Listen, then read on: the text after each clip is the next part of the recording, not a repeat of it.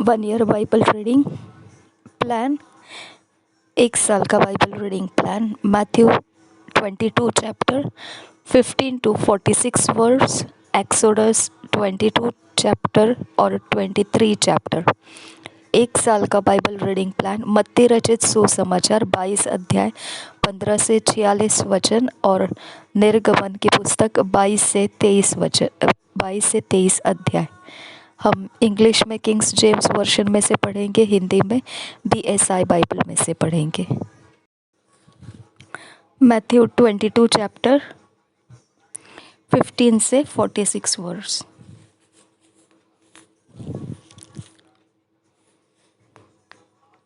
Then went the Pharisees and took counsel how they might entangle him in his talk. And they sent out unto him their disciples with the Herodians, saying, Master, we know that thou art true, and teachest the way of God in truth. Neither carest thou for any man, for thou regardest not the person of men. 16th verse. And they sent out unto him their disciples with the Herodians, saying, Master, we know that thou art true, and teachest the way of God in truth. Neither carest thou for any man, for thou regardest not the person of man. 17th verse आगे. Tell us therefore, what thinkest thou, is it lawful to give tribute unto Caesar or not? But Jesus perceived their wickedness, and said, Why tempt ye me, ye hypocrites? Shew me the tribute money. And they brought unto him a penny.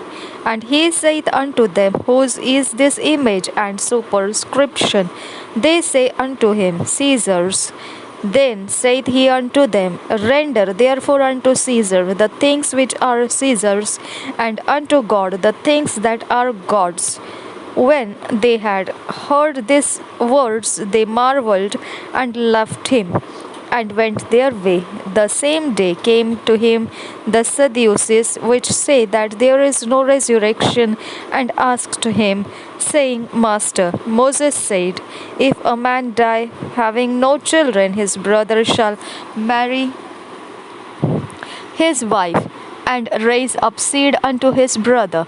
Now there were with us 7 brethren, and the first, when he had married a wife, diseased, and having no issue, left his wife unto his brother. Likewise the second also, and the third unto the 7th, and last of all the woman died also. Therefore in the resurrection, whose wife shall she be of the 7? For they all had her. Jesus answered and said unto them, Ye do err, not knowing the Scriptures, nor the power of God.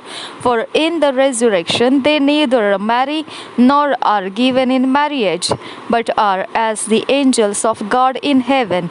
But as touching the resurrection of the dead, have ye not read that which was spoken unto you by God, saying, I am the God of Abraham, and the God of Isaac, and the God of Jacob? And God is not the God of the dead, but of the living. And when the multitude heard this, they were astonished at his doctrine. But when the Pharisees had heard that he had put the Sadducees to silence, they were gathered together.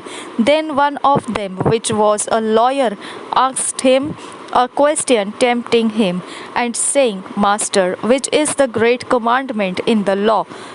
Jesus said unto him, Thou shalt love the Lord thy God with all thy heart, and with all thy soul, and with all thy mind.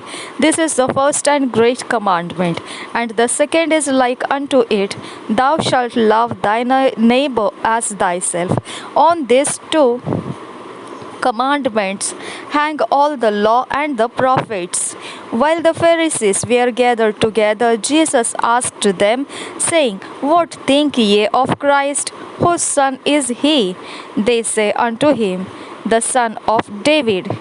He said unto them, How then doeth David in spirit call him Lord, saying, The Lord said unto my Lord, Sit thou on my right hand, till I make thine enemies thy footstool.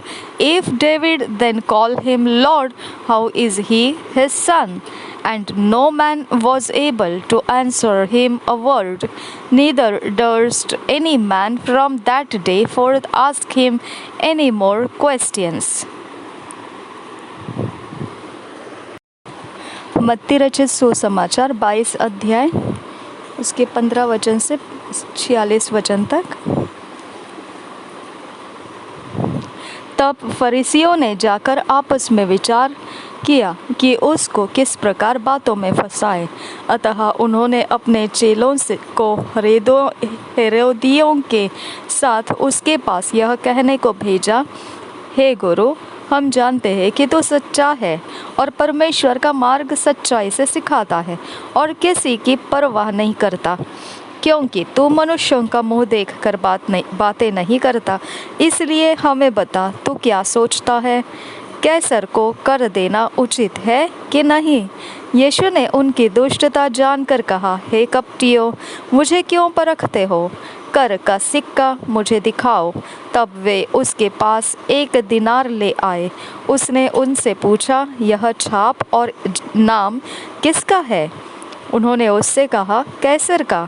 तब उसने उनसे कहा, जो कैसर का है वह कैसर को, और जो परमेश्वर का है वह परमेश्वर को दे दो। यह सुनकर उन्होंने अचंभा किया और उसे छोड़कर चले गए। पुनरुत्थान और विवाह।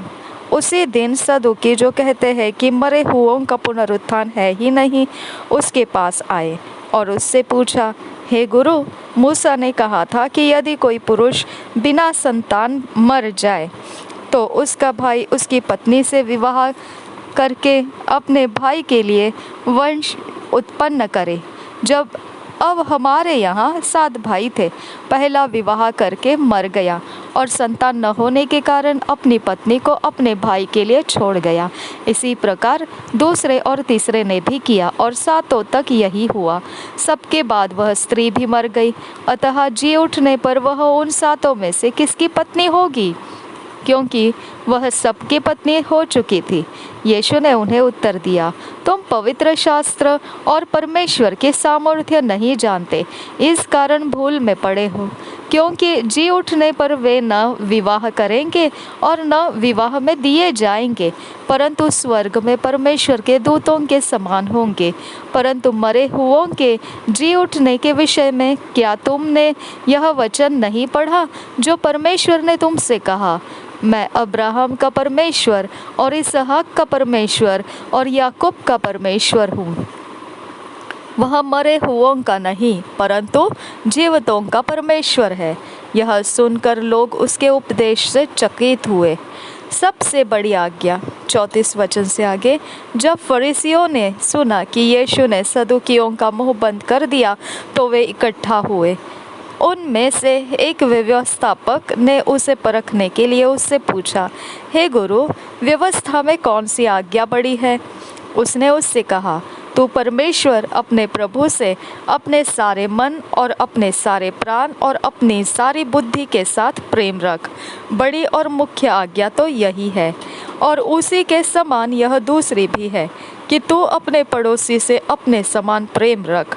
ये ही 2 आज्ञाएं सारी व्यवस्था और भविष्यद्वक्ताओं का आधार है। जब फरीसी इकट्ठे थे तो यीशु ने उनसे पूछा, मसीह के विषय में तुम क्या सोचते हो? वह किसका पुत्र है? उन्होंने उससे कहा, दाऊद का। उसने उनसे पूछा, तो दाऊद आत्मा में होकर उसे प्रभु क्यों कहता है?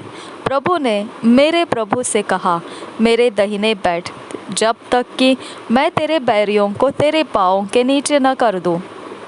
भला जब दाऊद उसे प्रभु कहता है तो वह उसका पुत्र कैसा ठहरा?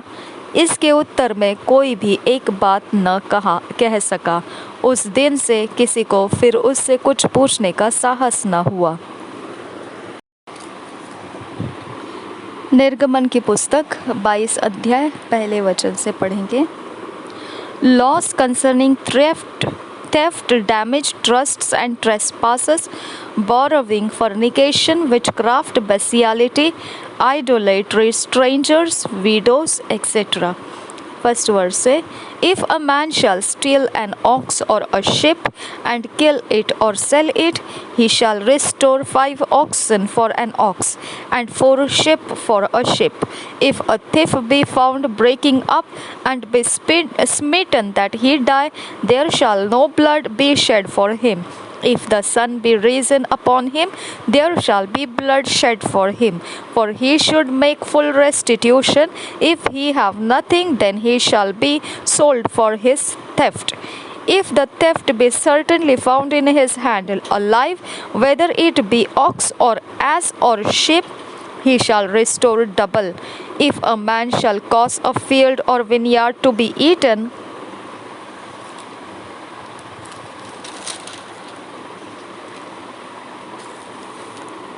shall put his beast and feed in another man's field, of the best of his own field and of the best of his own vineyard shall he make restitution.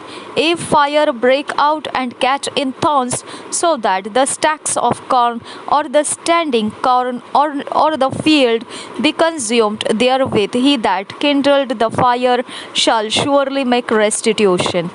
If a man shall deliver unto his neighbor money or stuff to keep, and it be stolen out of the man's house, if the thief be found, let him pay double. If the thief be not found, then the master of the house shall be brought unto the judges to see whether he have put his hand unto his neighbor's goods. For all manner of trespass, whether it be for ox, for ass, for sheep, for raiment, or for any manner of lost thing, which another challengeth to be his, the cause of both parties shall come before the judges, and whom the judges shall condemn, he shall pay double unto his neighbor. If a man deliver unto his neighbor an ass or an ox or a sheep, or any beast to keep, and it die, or be hurt, or driven away, no man seeing it, then shall an oath of the Lord be between them both, that he hath not put his hand unto his neighbor's goods, and the owner of it shall accept thereof, and he shall not make it good. And if it be stolen from him, he shall make restitution unto the owner thereof. If it be torn in pieces, then let him bring it for witness, and he shall not make good with that which was torn. And if a man borrow out of his neighbor, and it be hurt or die, the owner thereof being not with it, he shall surely make it good. But if the owner thereof be with it, he shall not make it good. If it be an hired thing, it came for his hire. And if a man entice a maid that is not betrothed, and lie with her, he shall surely endow her to be his wife. If her father utterly refuse to give her unto him, he shall pay money according to the dowry of virgins. Thou shalt not suffer a witch to live. Whosoever lieth with a beast shall surely be put to death. He that sacrificeth unto any god, save unto the Lord only, he shall be utterly destroyed. Thou shalt neither vex a stranger nor oppress him. For ye were strangers in the land of Egypt. Ye shall not afflict any widow or fatherless child. If thou afflict them in any wise, and they cry at all unto me, I will surely hear their cry, and my wrath shall wax hot, and I will kill you with the sword, and your wives shall be widows, and your children fatherless. If thou lend money to any of my people that is poor by thee, thou shalt not be to him as an usurer, neither shalt thou lay upon him usury. If thou at all take thy neighbour's raiment to pledge, thou shalt deliver it unto him by that the sun goeth down. For that is his covering only, it is his raiment for his skin, wherein shall he sleep. And it shall come to pass, when he crieth unto me, that I will hear, for I am gracious. Thou shalt not revile the gods, nor curse the ruler of thy people.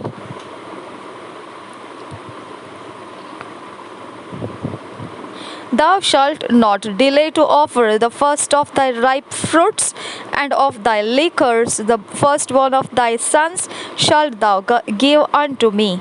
Likewise shalt thou do with thine oxen and with thy sheep. 7 days it shall be with his dam.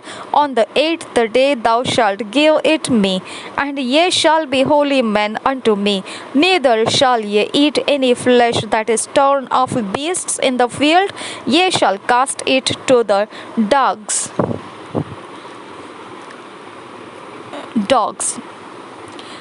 Chapter 23. Laws concerning slander and false witness, justice, charitableness, the year of rest, the Sabbath, idolatry, the 3 feasts, an angel promised with a blessing if they obey him. First word से पढ़ेंगे. Thou shalt not raise a false report. Put not thine hand with the wicked to be an unrighteous witness. Thou shalt not follow a multitude to do evil. Neither shalt thou speak in a cause to decline after many to wrest judgment. Neither shalt thou countenance a poor man in his cause. If thou meet thine enemy's ox or his ass going astray, thou shalt surely bring it back to him again. If thou see the ass of him that hateth thee lying under his burden, and wouldest forbear to help him, thou shalt surely help with him. Thou shalt not wrest the judgments of thy poor in his cause. Keep thee far from a false matter, and the innocent and righteous slay thou not. For I will not justify the wicked. And thou shalt take no gift, for the gift blindeth the wise, and perverteth the words of the righteous. Also, thou shalt not upraise a stranger, for ye know the heart of a stranger, seeing ye were strangers in the land of Egypt. And 6 years thou shalt sow thy land, and shalt gather in the fruits thereof. But the 7th year thou shalt let it rest and lie still, that the poor of thy people may eat, and what they live, the beasts of the field shall eat. In like manner thou shalt deal with thy vineyard and with thy olive yard. 6 days thou shalt do thy work, and on the 7th day thou shalt rest, that thine ox and thine ass may rest, and the son of thy handmaid and the stranger may be refreshed. And in all things that I have said unto you, be circumspect, and make no mention of the name of other gods, neither let it be heard out of thy mouth. 3 times thou shalt keep a feast unto me in the year. Thou shalt keep the feast of unleavened bread. Thou shalt eat unleavened bread 7 days, as I commanded thee, in the time appointed of the month Abib. For in it thou camest out from Egypt, and none shall appear before me empty. And the feasts of harvest, the first fruits of thy labors, which thou hast sown in the field, and the feast of ingathering, which is in the end of the year, when thou hast gathered in thy labors out of the field. 3 times in the year all thy males shall appear before the Lord God. Thou shalt not offer the blood of my sacrifice with leavened bread, neither shall the fat of my sacrifice remain until the morning. The first of the first fruits of thy land thou shalt bring into the house of the Lord thy God. Thou shalt not seethe a kid in his mother's milk. Behold, I send an angel before thee to keep thee in the way and to bring thee into the place which I have prepared. Beware of him and obey his voice. Provoke him not, for he will not pardon your transgressions, for my name is in him. Hallelujah. Thank you, Jesus. But if thou shalt indeed obey his voice and do all that I speak, then I will be an enemy unto thine enemies, and an adversaries unto thine adversaries. For mine angel shall go before thee and bring thee in unto the Amorites, and the Hittites, and the Perizzites, and the Canaanites, the Hivites, and the Jebusites, and I will cut them off. Thou shalt not bow down to their gods, nor serve them, nor do after their works, but thou shalt utterly overthrow them and quite break down their images. And ye shall serve the Lord your God, and he shall bless thy bread and thy water. And I will take sickness away from the midst of thee.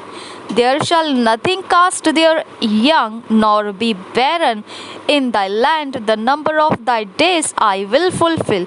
I will send my fear before thee, and will destroy all the people to whom thou shalt come, and I will make all thine enemies turn back their backs unto thee. And I will send hornets before thee, which shall drive out the Hivite and Canaanite and the Hittite from before thee. I will not drive them out from before thee in 1 year, lest the land become desolate, and the beasts of the field multiply against thee. By little and little I will drive them out from before thee, until thou be increased and inherit the land.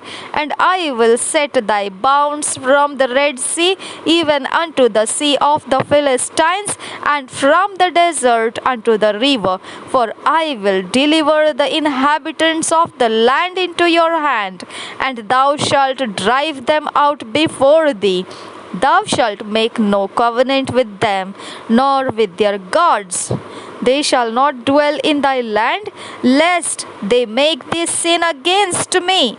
For if thou serve their gods, it will surely be a snare unto thee.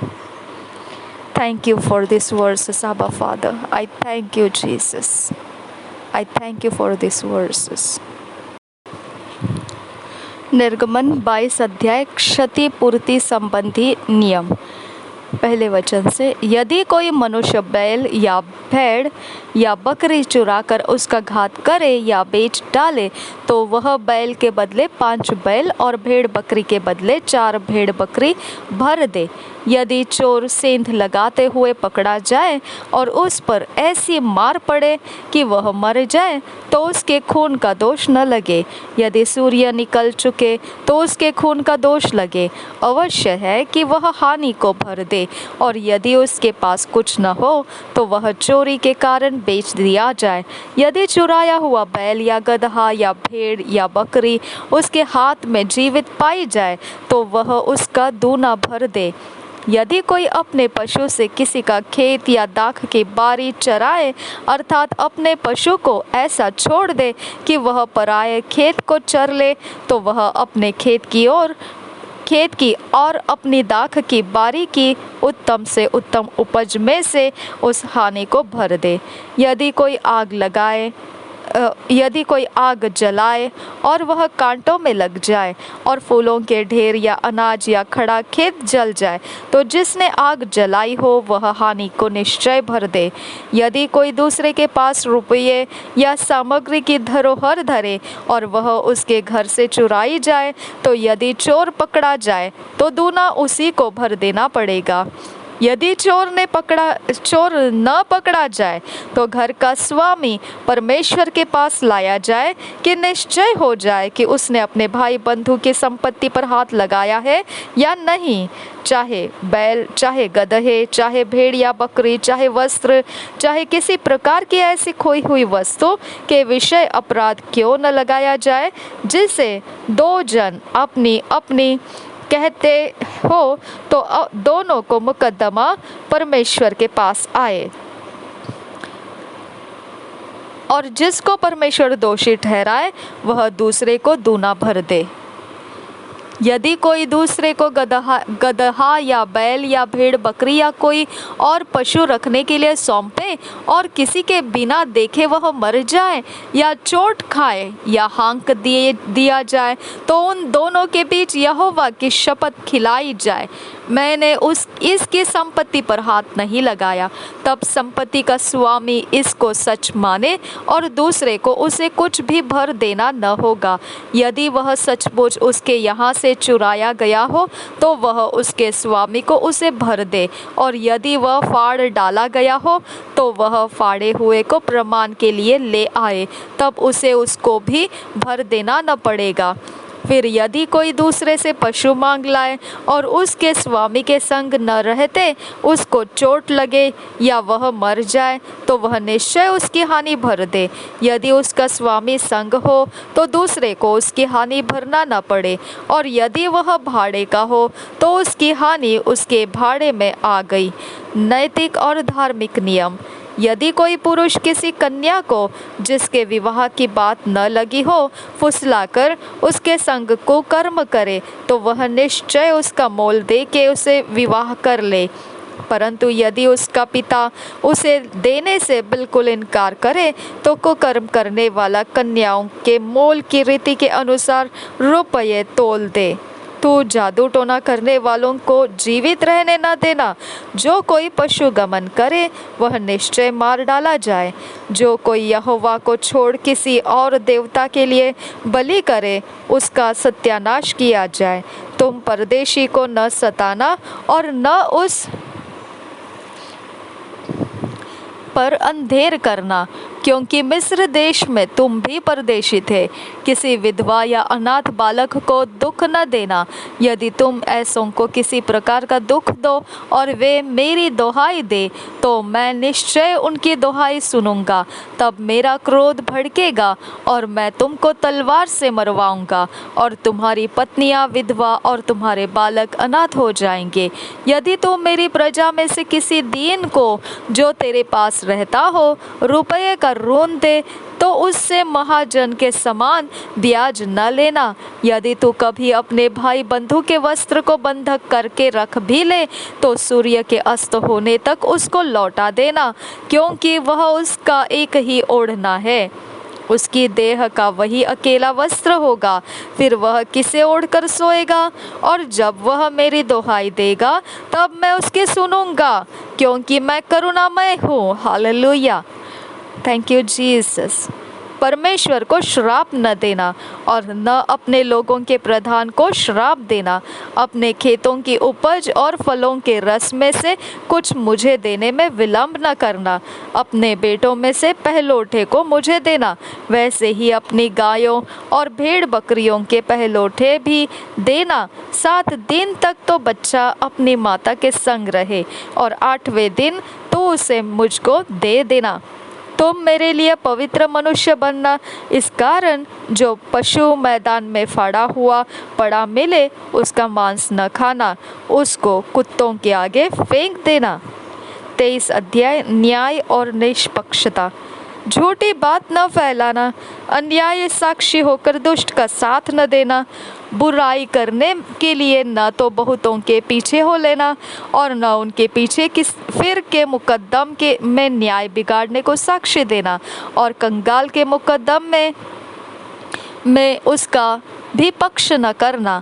यदि तेरे शत्रु का बैल या गदहा भटकता हुआ तुझे मिले तो उसे उसके पास अवश्य फेर ले आना। फिर यदि तू अपने बैरी के गदहे को बोझ के मारे दबा हुआ देखे तो चाहे उसको उसके स्वामी के लिए छुड़ाने को तेरा मन न चाहे तो भी अवश्य स्वामी का साथ देकर उसे छुड़ा लेना। तेरे लोगों में से जो दरिद्र हो उसके मुकद्दमे में न्याय न बिगाड़ना। झूठे मुकद्दमे से दूर रहना और निर्दोष और धर्मी को घात न करना, क्योंकि मैं दुष्ट को निर्दोष न ठहराऊंगा।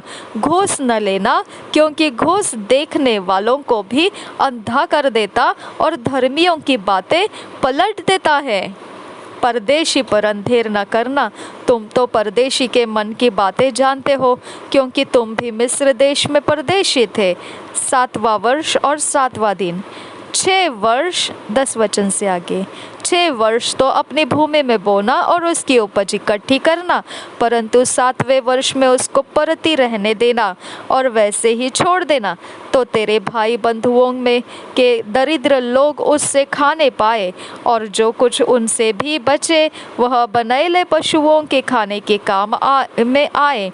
अपनी दाख और जैतून के बारियों से भी ऐसे ही करना।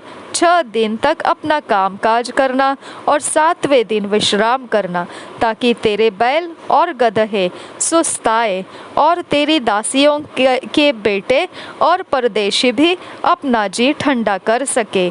जो कुछ मैंने तुमसे कहा है उसमें सावधान रहना, और दूसरे देवताओं के नाम की चर्चा न करना, वरन वे तुम्हारे मुंह से सुनाई भी ना दे। आमेन। Thank you Jesus. 3 प्रमुख पर्व 14 वचन से आगे। प्रति वर्ष 3 बार मेरे लिए पर्व मानना। अखमीरी रोटी का पर्व मानना, उसमें मेरी आज्ञा के अनुसार अबीब महीने के नियत समय पर 7 दिन तक अखमीरी रोटी खाया करना, क्योंकि उसी महीने में तुम मिस्र से निकल आए थे। मुझको कोई छूछे हाथ अपना मुंह न दिखाए। जब तेरी बोई हुई खेती की पहली उपज तैयार हो तब कटनी का पर्व मानना। वर्ष के अंत में जब तू परिश्रम के फल बटोर के ढेर लगाए तब बटोरन का पर्व मानना। प्रति वर्ष 3 बार तेरे सब पुरुष प्रभु यहोवा को अपना मुंह दिखाए।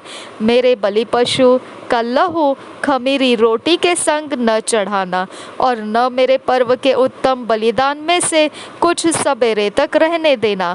अपनी भूमि के पहली उपज का पहला भाग अपने परमेश्वर यहोवा के भवन में ले आना। बकरी का बच्चा उसकी माता के दूध में न पकाना। प्रतिज्ञाएं और निर्देश सुन। 20 वचन से आगे। मैं एक दूत तेरे आगे आगे भेजता हूँ, हालेलुया, जो मार्ग में तेरी रक्षा करेगा और जिस स्थान को मैंने तैयार किया है उसमें तुझे पहुँचाएगा। हालेलुया। उसके सामने सावधान रहना और उसकी मानना, उसका विरोध न करना, क्योंकि वह तुम्हारे अपराध क्षमा न करेगा, इसलिए कि उसमें मेरा नाम रहता है। यदि तू सचमुच उसकी माने और जो कुछ मैं कहूँ वह करे तो मैं तेरे शत्रुओं का शत्रु और तेरे द्रोहियों का द्रोही बनूंगा। इस रीति मेरा दूत तेरे आगे आगे चलकर तुझे एमोरी, हित्ती, परिजी, कनानी, हिब्बी और यबूसी लोगों के यहाँ पहुँचाएगा, और मैं उनका सत्यानाश कर डालूंगा। उनके देवताओं को दंडवत न करना और न उनकी उपासना करना और न उनके से काम करना, वरन उन मूर्तों का पूरी रीति से सत्यानाश कर डालना और उन लोगों के लाटों को टुकड़े टुकड़े कर देना। तो अपने परमेश्वर यहोवा की उपासना करना, तब वह तेरे अन्न जल पर आशीष देगा और तेरे बीच में से रोग दूर करेगा। आमेन। Thank you Jesus. तेरे देश में न तो किसी का गर्भ गिरेगा और न कोई बांझ होगी, और तेरे आयु में पूरी करूँगा थैंक यू जीसस। जितने लोगों के बीच तू जाएगा, उन सबों के मन में मैं अपना भय पहले से ऐसा समवा दूंगा कि उसको व्याकुल कर दूंगा, और मैं तुझे सब शत्रुओं की पीठ दिखाऊंगा, और मैं तुझसे पहले बर्रों को भेजूंगा जो हिब्बी, कनानी और हित्ती लोगों को तेरे सामने से भगा के दूर कर देगी। मैं उनको तेरे आगे से एक ही वर्ष में न निकाल दूंगा। ऐसा न हो कि देश उजाड़ हो जाए और बनाएले पशु बढ़कर तुझे दुख देने लगे। जब तक तू फूल फल कर देश को अपने अधिकार में न कर ले, तब तक मैं उन्हें तेरे आगे से थोड़ा थोड़ा करके निकालता रहूंगा। मैं लाल समुद्र से लेकर पलिश्तियों के समुद्र तक और जंगल से लेकर महानद तक के देश को तेरे वश में कर दूंगा। मैं उस देश के निवासियों को भी तेरे वश में कर दूंगा, और तू उन्हें अपने सामने से बरबस निकालेगा। तू न तो उनसे वाचा बांधना और न उनके देवताओं से, वे तेरे देश में रहने न पाए। ऐसा न हो कि वे तुझसे मेरे विरुद्ध पाप कराए, क्योंकि यदि तू उनके देवताओं की उपासना करे तो यह तेरे लिए फंदा बनेगा। Oh my God, thank you Jesus. धन्यवाद करते हैं पिता वचनों के लिए। Thank you father, thank you Jesus. हमारा मन ये वचनों से भर कर तृप्त किया, इसके लिए धन्यवाद करती हूँ खुदा। यीशु के नाम से तुझे धन्यवाद देती हूँ। थैंक यू आबा, thank you, thank you Jesus. इन वचनों से हमें तृप्त किया, इसके लिए तुझे धन्यवाद देती हूँ। हमें रास्ते दिखाए, इसके लिए धन्यवाद देती हूँ। Thank you Jesus.